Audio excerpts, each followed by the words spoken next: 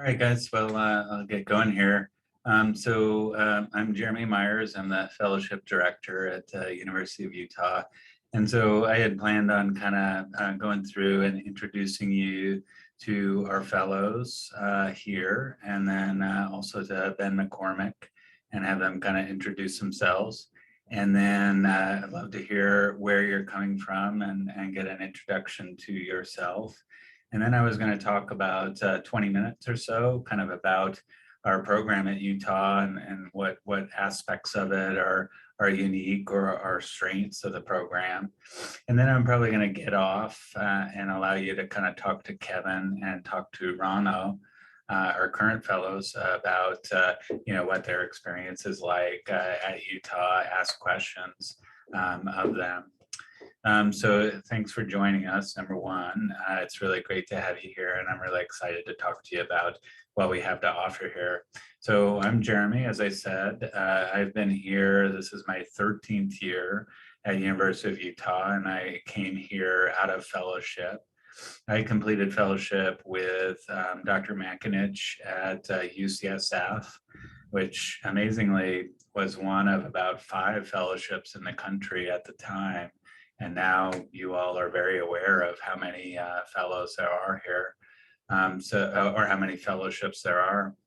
So it's amazing what's happened to GU reconstruction. We started the fellowship about 6 years ago.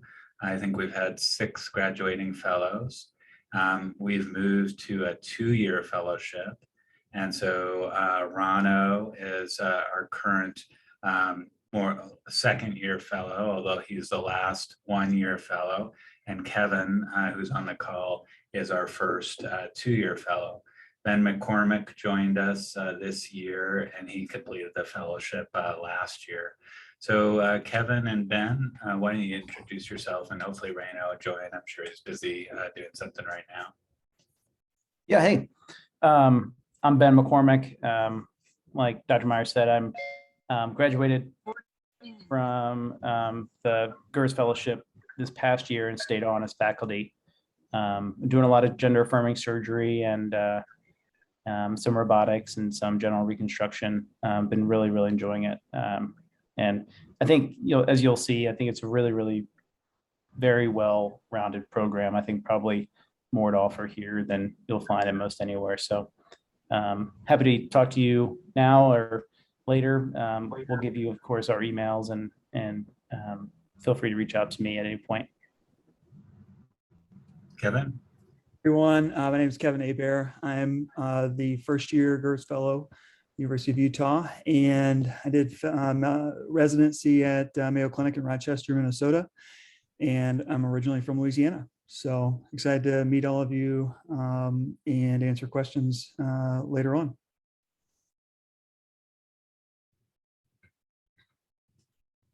Rana, do you mind introducing yourself? Hi, everyone. My name is Rano Mata. I'm the second-year GURS Fellow here in Utah. Last year, I was able to do a 1-year Pediatrics Fellowship here in Utah as well in the Primary Children's Hospital. And I'm originally from Toronto, Ontario, Canada. I did my residency there, and also very excited to meet all of you and sort of answer any questions you might have. So I'll just go around the way you're arranged on my Zoom here. So George, do you mind introducing yourself? Yeah, I'm George Koch. I'm a 4th year at Vanderbilt from upstate New York originally, and then Georgetown for medical school. Obviously interested in reconstruction. I do all of these interviews with my pit bull next to my feet because he just likes to hang out. So yeah, that's me. Great. And Karen?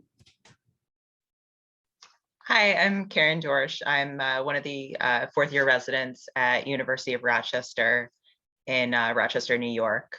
I'm originally from Connecticut, and I went to medical school and also completed a PhD at Texas A&M. Great. Jane? Hi, I'm Jane Kurtzman. I'm a 5th-year resident at Columbia. I'm from the sort of New York tri-state area. not far from the city. And I went to SUNY Downstate for medical school. Cool. That's great. And Keon? Hi there. I'm Keon Amadea. I did medical school over in Nevada, and I'm currently a fourth-year resident at Mayo Clinic, Arizona. Fantastic. And Ethan? Everybody, I'm Ethan Metz. I am originally from outside of Baltimore. I did medical school at GW in DC, and I'm now a resident at Wake Forest in Winston-Salem, North Carolina. Happy to be here. And Allison? Hi, I'm Allison. I'm a fourth year at UNC. I'm from all over the place, but went to high school in St. Louis. That's my most hometownish place. And then I went to Syracuse for undergrad and Northwestern for medical school. Oh, fantastic. And Ahmed? Hi, I'm Ahmed Hafnawi. I'm from Cairo, Egypt. I finished my residency like a few years ago, and I finished my PhD just last year here in Ain Shams University in Cairo here. Fantastic. How are you? Nice to meet you. Elizabeth? Hey, I'm Elizabeth. I'm originally from Minnesota. I did my med school at the University of Minnesota, and then I'm in residency at Mayo in Rochester. Oh, fantastic. I always wonder if there's two Mayo residents that are at different programs, if that's an automatic throwdown. Andrew? Andrew?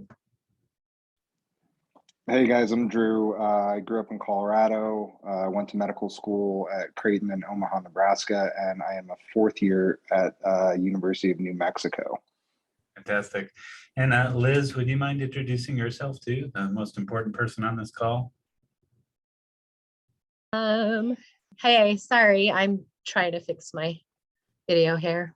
My name is Liz. I'm the fellowship coordinator for the GURS as well as the andrology men's health. And you guys will be either talking to me or working with me to set up interviews, etc. So once everything is set and done, so. Oh, fantastic. Thanks for introducing all of yourselves. I appreciate it. Let me jump into kind of this presentation that I made for you.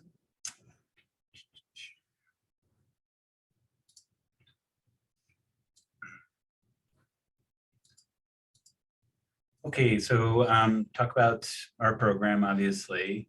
One thing about Utah is that we've experienced incredible growth at University of Utah. And I think that you can probably relate that there are some academic programs that are kind of contracting and becoming smaller and smaller programs. And then there's some that are kind of in a growth stage. And I think being in a growth stage puts you in a very powerful environment where there's a lot of energy. There's a lot of new people coming with new ideas. Our staff has expanded twofold over the last 10 years. We currently have 21 faculty and 3 PhD basic scientists, a multitude of advanced practice providers, et cetera. And we cover the gamut of all of the subspecialties within neurology. We have a separate cancer center that's an NCI cancer center. We have andrology, men's health, and infertility that's very robust. We're physically attached to a separate pediatric hospital that has the only pediatric hospital in this area and has 5 pediatric urologists. We have an expert in female pelvic medicine, and then obviously I'm proud of the reconstruction that we have. So our training environment, we take 3 residents per year. Fellows, we have 2 in reconstructive urology. We only take 1 per year, so it's a 2-year fellowship. So the fellows are offset by a year. So we graduate 1 per year and take 1 per year. There's 1 andrology, men's health, and fertility fellowship fellow, a pediatric urology fellow, and now we have an oncology fellow. We cover 4 main hospitals, University of Utah, the Salt Lake City VA, which the fellows do not go to, but is about a mile away. Primary Children's Hospital is, physically attached to us by a bridge, as well as the Huntsman Cancer Hospital. And then Intermountain Healthcare is a place that the residents go to, and it's very analogous to Kaiser, if you're familiar with that in Colorado and in California. one of the really unique parts of being in Utah is that we cover a vast geographic area. And some people will say it's about 5 to 10% of the geographic United States is covered by University of Utah. This is the Intermountain West, which is where University of Utah falls. We don't cover all of that, obviously, but there's a geographic kind of divide, the Rocky Mountains, that separates us from Colorado, and then the other geographic divide of the Sierra Nevadas separating us from kind of eastern or western Oregon, western Washington, and western California, where other programs are. And so that creates this very unique environment where we actually live in a relatively small city, which has plenty to do, but is a very easy place to live. And yet we get a lot of pathology here that is very, very interesting. Because if you have bad problems and you live in Idaho, Wyoming, Montana, you're coming to University of Utah for your care, because there simply are no medical centers that really service those areas. So that aspect of this place is unique. Unlike some cities where there may be very robust training programs, but maybe the training programs compete for different types of patients and have an expertise. Like one program is the radical cystectomy program, one program does, gender affirmation surgery. This geographic isolation has created a situation where we really have to provide all these services at a very high level, and thus the training environment reflects that. We've had a lot of growth in the medical center. This is the Huntsman Cancer Institute, and it's kind of grown over time, kind of right at the foothills. We're adding on this phase 5 now, which is a women's center. And we go up there in reconstruction and do urinary diversions periodically for both the gyne-oncs and then also for the uro-oncology service. This is our newest ambulatory care center. And so we have an ambulatory care operating room here with 6 ORs. And then also we have very contemporary clinic space that's nice to work in with urodynamics, fluoroscopy, kind of all the typical things that you'd find in a modern urology clinic, and a really nice environment that patients really like and clinicians like a lot too. One of the aspects at Utah is rehabilitation services and neurogenic bladder. This is the artist rendition, but the new Nielsen Rehabilitation Hospital. And so the rehab department covers about 3,000 spinal cord injury patients in the Intermountain West. And they kind of have a medical home for these patients where they take care of all their primary care needs as well as their rehab needs. So we're seeing spinal cord injury patients all the time to talk about bladder management and do surgery when surgery is needed on them. That's kind of how it looks overall. In the background, you kind of see the Huntsman right up against the mountains. And then this arrow over here is the new Nielsen Rehabilitation Center. This is our ambulatory care center and clinic. And then this is our main hospital. That's, like most hospitals, is kind of organically grown over time. And I think it's about 750 beds. So it's a moderate sized center. So, one of the things that we kind of did is took this sort of leap of faith to make this a 2-year fellowship. And Kevin can certainly talk about that transition being the first 2-year fellow. And, there's obviously these 3 components to fellowship training and academic centers in general. It's teaching, it's research at some academic centers, some more than less. And then it's clinically excellent training or clinical excellence in programs. And the concept of a 2-year fellowship is to really expand your training in these areas. And reconstruction has become so complex and it covers so many different areas. The evolution has just been amazing over the course of the last decade, that I really think in a program like this where we offer all of these areas, and we also offer really robust research and teaching experience, that a 2-year fellowship allows people to really take advantage of that. Having said that, you can get excellent 1-year training at many programs, as you guys know, across the country. And so this is for the right fellow. And who is the right fellow? You know, I think it's someone that really wants to learn complex reconstruction very thoroughly. Someone that wants to be able to come out of the fellowship and confidently take care of radiated abdomen patients, redo surgery, which most of the abdominal surgery we're doing has some component of that. Be able to be very competent at gender affirmation surgery, and then all of the other aspects of kind of what encompasses reconstructive urology, such as neurogenic bladder, congenitalism, transitional care, all of those things. It's a place where you will operate a lot. You will gain independent autonomy over time and really learn how to teach in the OR, because you're working with residents in the OR, and you're expected to learn how to and become very good at mentoring them through the process. It's a place where you really will get a very robust research experience and really be able to pursue a lot of research that you're interested in, a lot of educational objectives that you have an interest in, not necessarily are just our interests. We're very open, and we really want you to kind of come forward with projects and ideas about what best serves your goals long-term in education. So this place is an academic springboard, is the way that we're thinking about it. You know, if you think, hey, I love doing reconstruction, I want to kind of go to a big group and do urethral strictures and sphincters and that kind of thing and become well trained in that, you know, this is probably not the environment for you. You know, those fellowships with 1 year kind of emphases in those areas are really excellent training. So that's why we've transitioned to this 2-year program.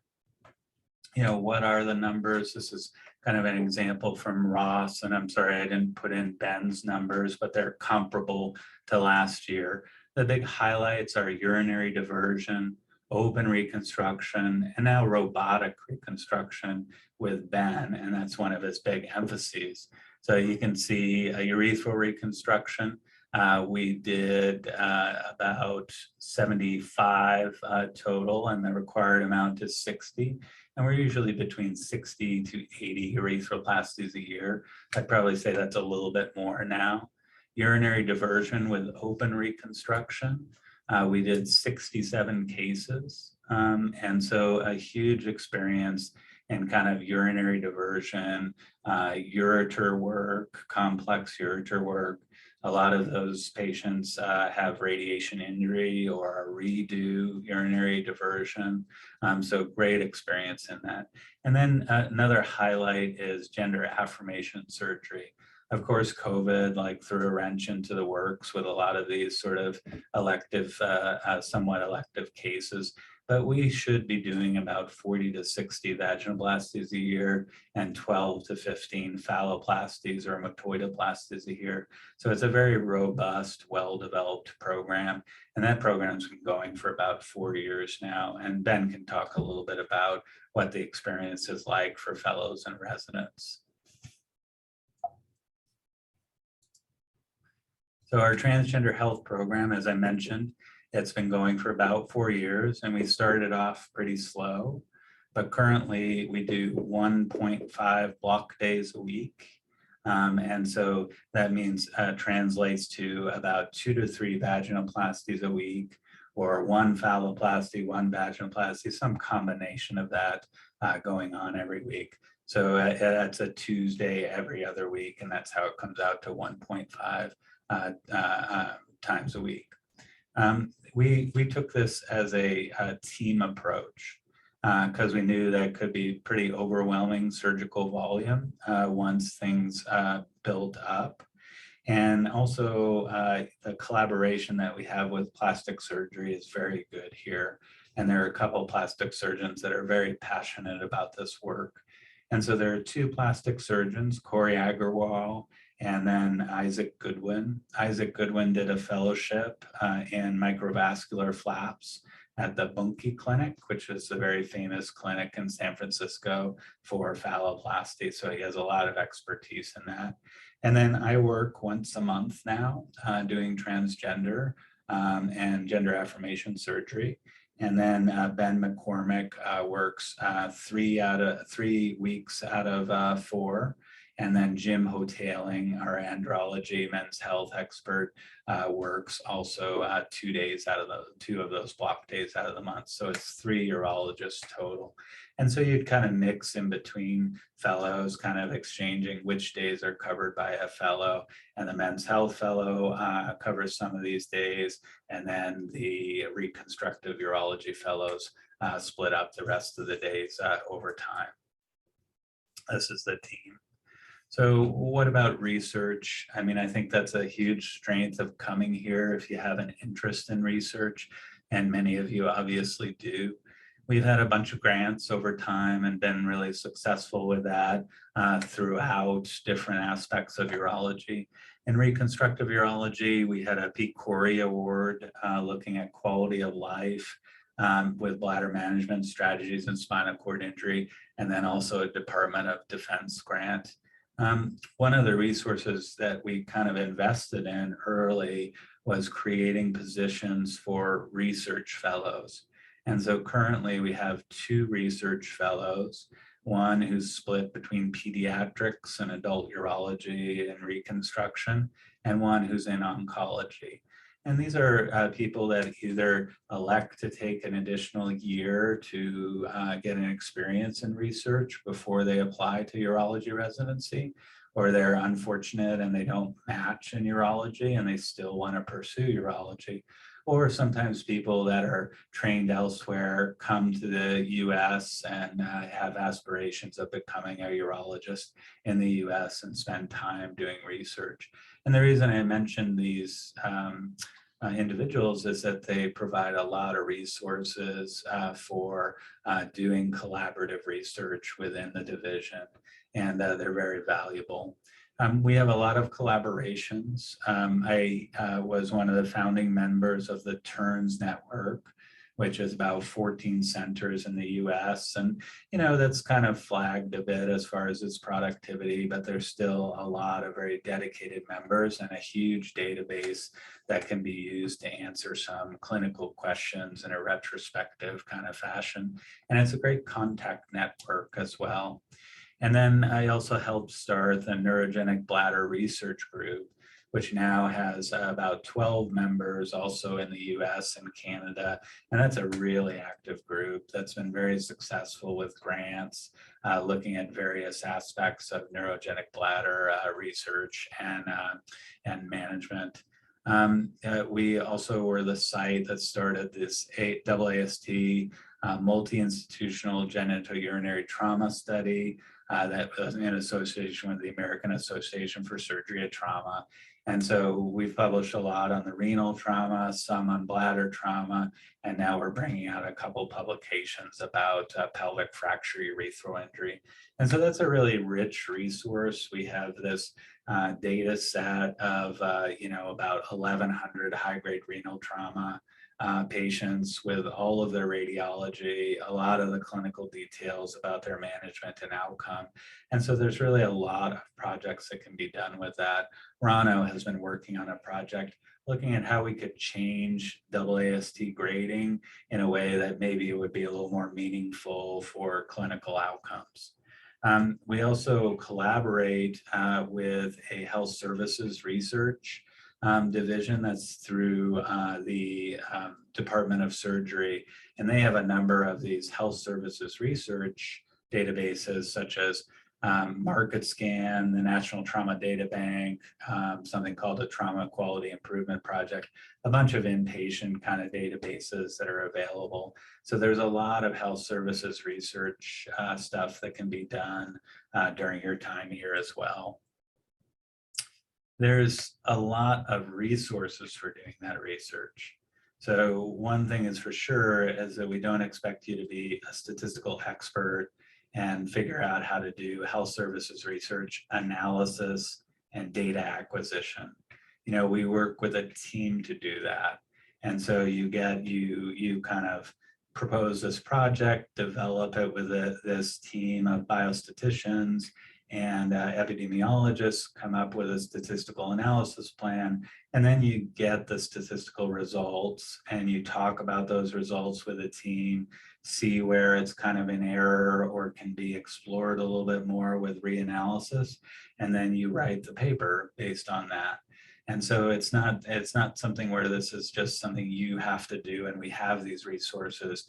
You know, we have the resources to make these projects successful and push them through the finish line, where you're not having to do that, other than kind of the essential parts of it. This is that Surgical Population Analysis Research Core that they call SPARC, which is a health services research kind of section within the Department of Surgery, which we're a part of at University of Utah. So the way I've conceived this 2-year program is that people would generally choose some scholar track. And this isn't a, you know, you don't have to go into a certain track. It's more of an idea of framing the type of educational opportunities you could have. So Kevin has pursued a master's of clinical investigation and of science and clinical investigation, which is a really common thing for people to do. And so he'll graduate here with a master's degree, master's project during his 2-year time frame. And, you know, that'd be a common track for people to take. And there's an opportunity to do a master's degree if you wanted to within that track, but you certainly don't have to do that. It's really up to your personal goals. You could do a global health track. We have an excellent global health division in the Department of Surgery, and we have a very close collaboration with IVU Med. I used to be on the board of IVU Med, and IVU Med was started at University of Utah. And so there's very close ties there. So you could do, for instance, an MPH or projects within global health that were focused on whatever you were interested in. You could consider a leadership track. And a leadership track, I could envision you doing a master's of business administration. There's an executive master's degree here that a lot of people will do later in their career as they go up sort of the administrative ladder. But that's something that you could do early on if you said, hey, you know what? I want to be a chair. That's my goal. I love Reconstruction. I want to stay in academics. I want to be a chair, and executive leadership would serve me so well right now to start off early in my career. We could talk about how to do that. You could emphasize education. Our incoming fellow, Liam, is very interested in education, especially surrounding transgender issues and access to care. And they're going to do some specialized courses through the American College of Surgeons focused on education that we're kind of supporting. So there's a lot of opportunities for these types for you to identify what you're interested in doing for your education, and then pursuing that during your fellowship and having the time to do that and the resources to do that. Depending on what you do, you know, we have to discuss how to get it done and et cetera, but I'm very open to kind of understanding what that is and facilitating it. And this comes back to the overall philosophy that I have. You know, I want to be one of the best fellowship training spots in the country for people that are headed towards academics and have these goals in mind. In order to do that, we have to create an educational program that will attract the highest quality fellows that have that in their mind as their goal. And in order to do that, we really have to create this program that allows a lot of freedom in your education. And so that's really critical to the overall success of the program and the success of you as a candidate and a fellow and a future potential academic person. Not to say that you have to go into academics from this program, that's certainly not, but I think that's, you know, a strength that we offer as a springboard for that. So this is the MSCI that I kind of talked about a little bit. You can do health leadership sort of classes during your year and not do a master's. There's a lot of these offerings like many medical centers have. This is a mini program that's 12 days. And I certainly open up and send these emails to fellows all the time saying, hey, this would be a great program if you were interested in doing it. So international programs, you know, I mentioned this close collaboration. This is Phil, one of our fellows from back when we could actually travel somewhere, which hopefully will be coming again soon. And so I offer the fellows one trip during their time in fellowship that's sponsored by the division and expense of the fellowship to go for 1 or 2 weeks on an international trip.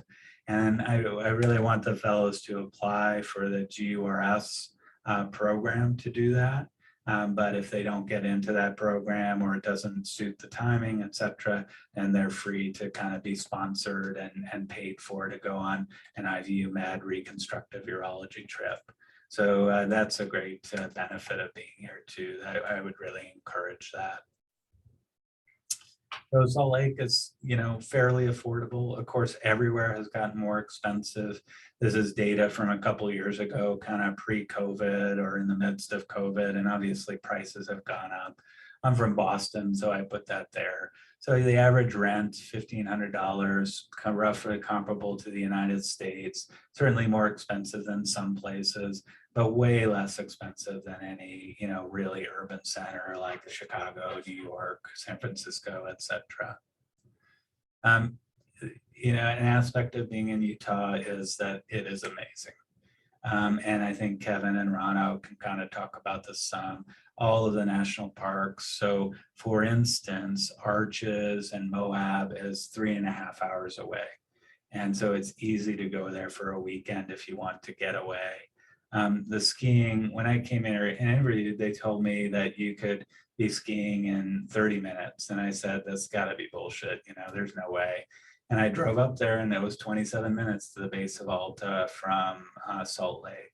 So if you like doing these outdoor things, spending your time outdoors with whatever activity you like, Salt Lake is a great place to be because things are just so accessible and it has such a healthy outdoor culture.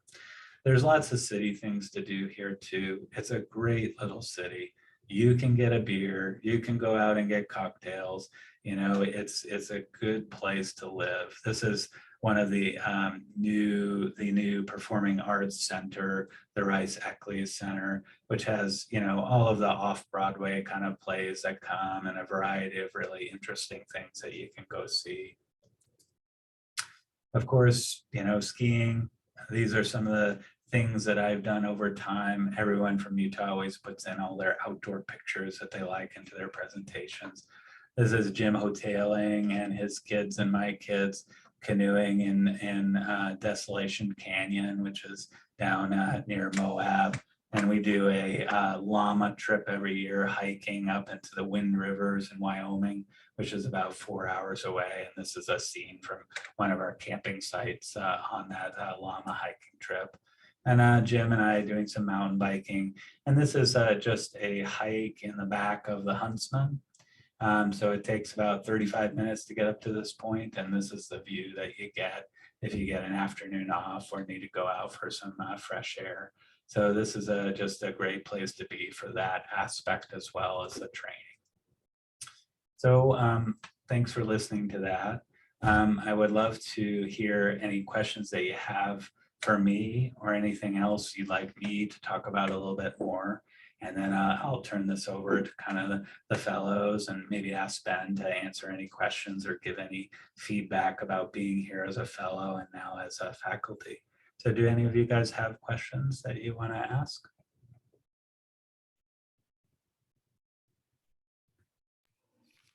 I have one quick question, which is just, could you talk about where your last couple of years worth of fellows are now? That's a great question. Ben obviously took a position here and interviewed kind of across the US at a variety of places and can kind of talk a little bit about the job market as far as that goes.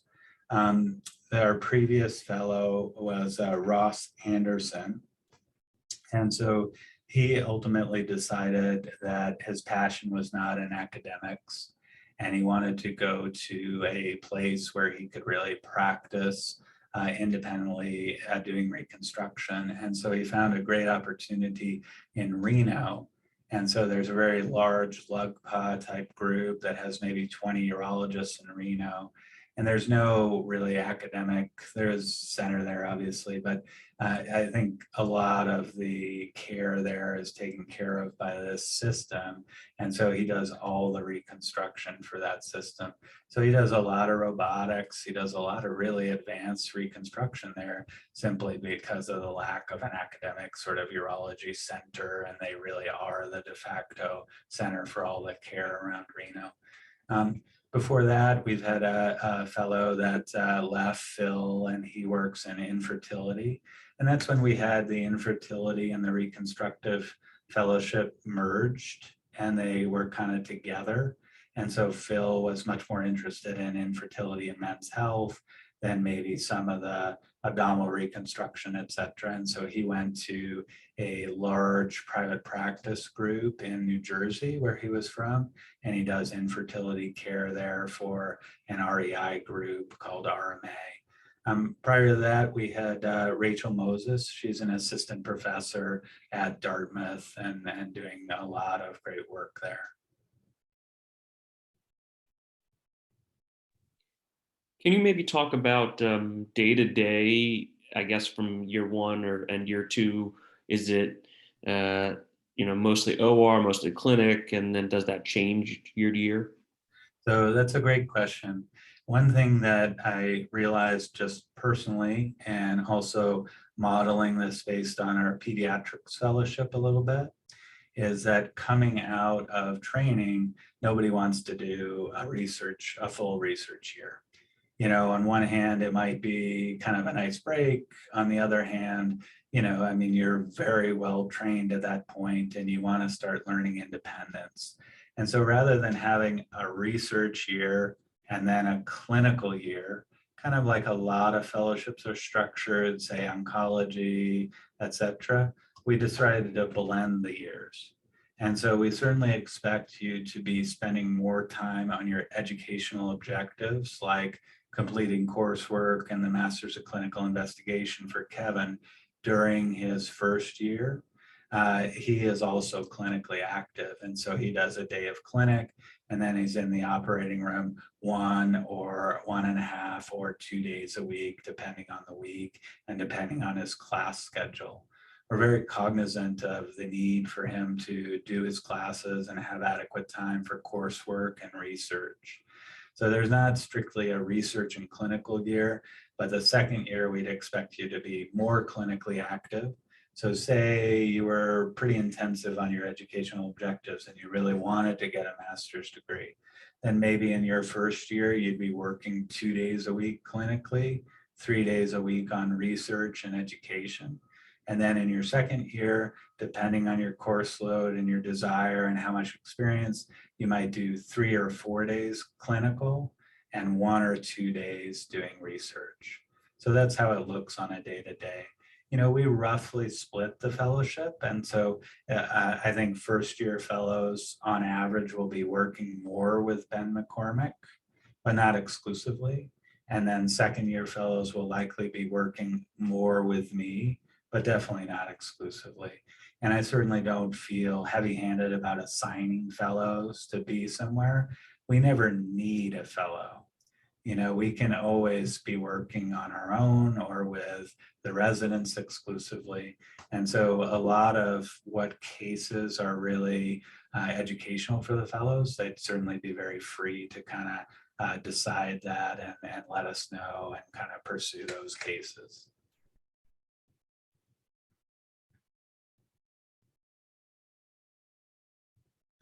Other questions? Do you have any teaching responsibilities with medical students? There are no formal teaching responsibilities with medical students. We have a lot of medical students that rotate through urology. they can elect to come through urology as an elective rotation, but also the medical school had increased the numbers of medical students. And for that reason, there wasn't enough surgery spots for their rotations. So we also have medical students that are just on their core surgery rotation that also rotate through urology as part of that. So that is just the typical interactions and teaching that would go on between residents, fellows, and medical students. I expect that the fellows will give 1 or 2 grand rounds presentations to the division, and then, have some other teaching, whatever they kind of desire with the residents, like for instance, a case series where we talk about reconstructive cases. Ben has just started a journal club that we're going to do once a month with the fellows, and the residents will come to that too if they want to. So there's other, more informal and formal teaching opportunities.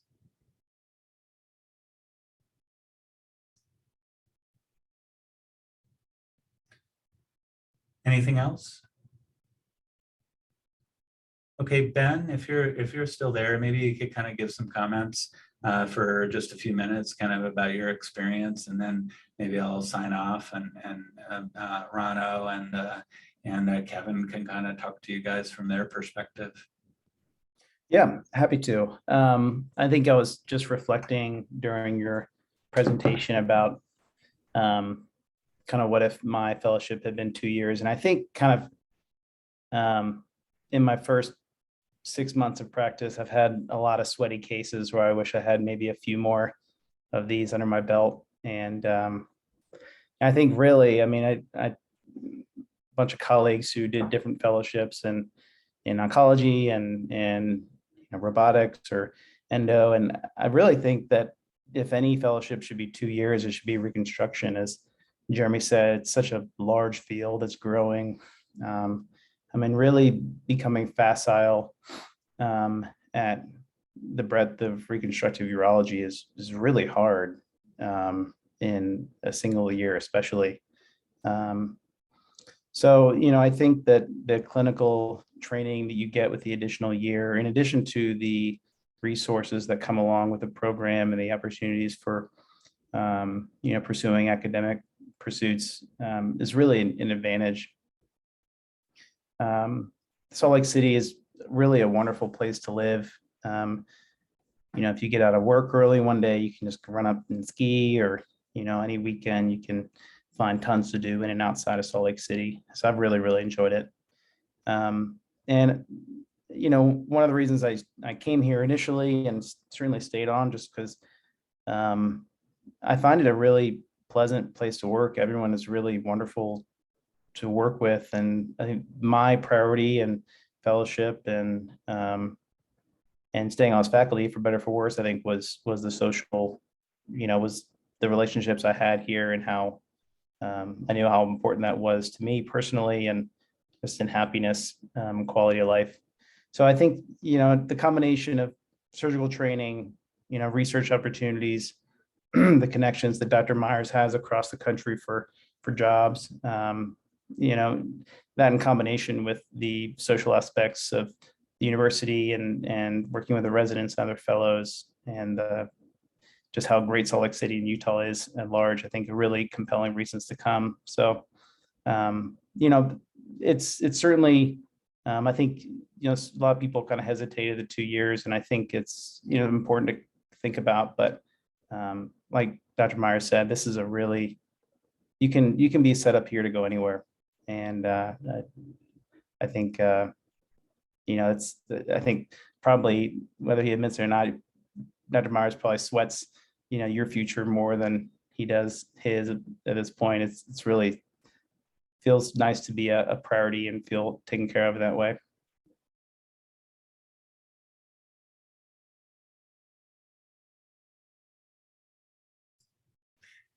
Well, any other questions that you want to ask Ben or I? And maybe I'll have Ben stay on for a little bit. Yeah, well, so Yeah, I like the mentor attitude that you provide, Dr. Jeremy. But the idea that I feel is a bit overcrowded for 2 years. I think like you have a lot of research, a lot of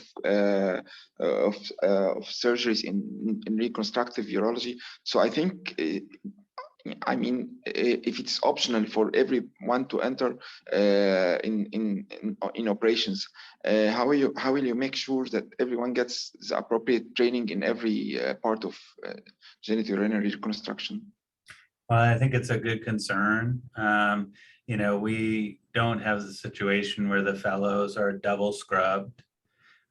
The fellows here we very much follow what is really common in reconstruction, which the fellows are learning how to teach and have really a lot of graduated responsibility for teaching. And as time goes on, you know, I might be in the background, I might not be around for certain aspects of the operation, come in and check certain aspects of the operation. And so they're not competing with residents, they're really learning how to take residents through these cases and teach whatever level the residents are. And so there's not a competition dynamic there either between the fellows and the residents. So there isn't a lot of competition for cases. There's not a lot of double scrubbing. There's just so much operating going on that I think that it can easily support the number of fellows that we have. So and also the emphases are maybe different between the years. I think the numbers can kind of attest to the kind of training, and I think probably Kevin and Rano can talk about the type of experience they're having and whether it's constrained by our capacity to do operations and the number of people we have. You know, a caveat is that obviously they're fellows during a very unique time. And so we've had some constraints, you know, related to just dealing with the pandemic, less than some other medical centers, I think, but still, you know, we're not operating at full like we should. We've probably maintained 90%, you know, over the course of the pandemic on average. So are the 3 or 4 days of clinical work per week, are they lists or distributed between clinic and OR? Yes, so we have 2 clinics a week. One clinic is with myself and one clinic is with Ben McCormick. And in that clinic, there's a fellow, and we need a fellow in that clinic because there's a lot of patients. So that is one sort of essential clinical thing where, you know, the fellow couldn't be gone that day. I mean, we can compensate if they're on vacation or have some commitment, but that's a day that we really need them. And then we also have a PA working in clinic. So it's 3 of us. And in the clinic, we normally, you know, pre-COVID or excluding COVID, would see about 35 to 38 patients. And so some of them are return patients, some of them are new patients. They're all reconstructive patients. Ben's clinic has been building up over time, and so he'll be seeing similar numbers. You know, I think just over time, naturally, it's taken a while for that to build up. And I think he's probably seeing about 20 patients per clinic now, especially with the COVID kind of situation and constraints that we have in staffing the clinic. Does that answer that question? And then we each have 2 days in the operating room. And then there's also other opportunities, like often I'll be operating off of block time to do urinary diversions or things like that come up. Thank you. Hi there. Thank you for all your time today. You were mentioning the different facilities that are involved, and you alluded to the Huntsman Cancer Institute. And I was just curious, what's the integration with the reconstruction department, and kind of what involvement is there over there? So we get involved typically with more advanced reconstruction. So almost all of the guys, other than one who's busy and been there for years, do their own neobladders. And so we don't usually do neobladders, but we do all of the colon pouches that are needed. And we probably do about a dozen on average, somewhere between 8 and, you know, upwards of 15 per year colon pouches, either up there or down at a university for, radiation injury or benign reasons for urinary diversion. So we do all of the benign diversion down at the university. And then we'll also get involved with OBGYN and the gyne-oncs. We have a very busy gyne-onc service, and we do most of the diversions for them. If they just need a simple conduit, then the oncologist will do it. But we do a lot of colon conduits for them for radiation, and then also some colon pouches. So it's fairly good, well integrated. We have a good relationship with them up there.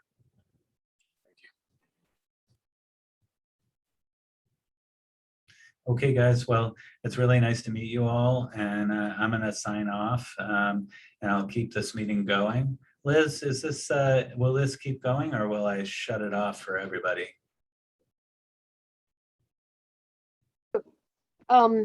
It will keep going. Okay. Yeah. I'll sign off, and hopefully I won't end the meeting for all of you. Really a pleasure to meet you all, and very happy to get any email questions that you have. Just reach out to me, to Rano, to Kevin, to Ben, or to Liz at any time. Great. Nice to meet you all. I look forward to talking to you all some more. Bye-bye. Bye. Thank you.